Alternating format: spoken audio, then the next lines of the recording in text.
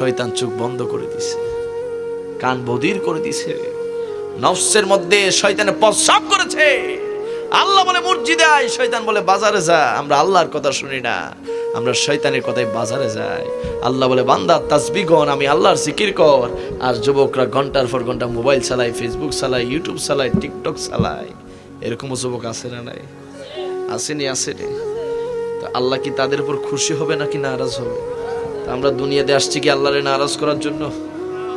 ওয়াজ পড়ে আগে বিবেক জাগ্রত করে আমরা করছিটা কি?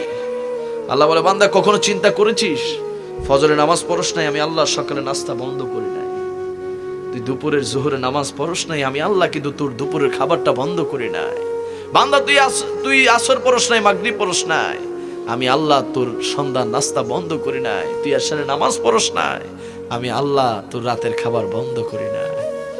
আল্লাহ আমাদেরকে খাওয়াচ্ছে, পড়াচ্ছে, আল্লাহ আমাদেরকে রিজিক দিচ্ছে, নিয়ামত দিচ্ছে। অপেক্ষায় থাকে বান্দা কখন আমি আল্লাহর পথে আসবি, কখন আমি আল্লাহর রাস্তায় আসবি, অপেক্ষায় আছি।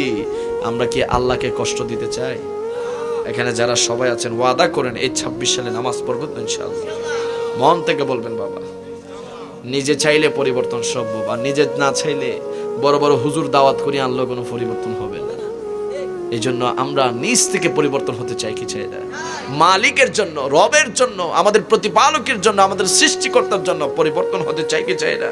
আমরা নবীর সামনে নবীর সুপারিশ পাওয়ার জন্য আমরা পরিবর্তন হতে চাই কি চাই না?